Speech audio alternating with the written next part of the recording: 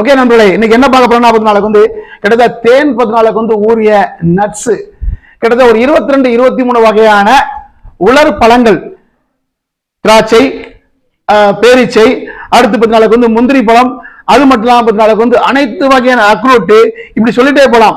தேன்ல உரிய அத்தி பழம் அனைத்தும் சேர்த்திருக்கேன்.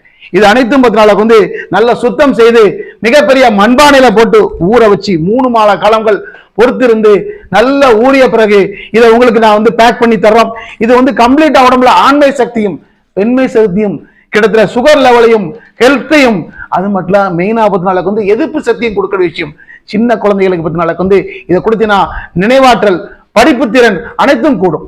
கிட்டத்தட்ட 10 நாளுக்கு அவங்க சாப்பிடும் போது 10 நாளுக்கு கொஞ்சம் கூட மிச்சம் வைக்காம சாப்பிடுவாங்க. அவங்ககிட்ட எல்லாம் கொடுத்தீங்கன்னா பக்கத்துல இருந்து ஒரு அரை ஸ்பூன் மட்டும் கொடுங்க, குழந்தைகளுக்கு விட்டீங்கன்னா அவ்வளவு சாப்பிட்டுருவாங்க. சரிண்ணா, அதிசயமான ஒரு பொருள் இது. அனைத்து வகையான நட்ஸும் போட்டு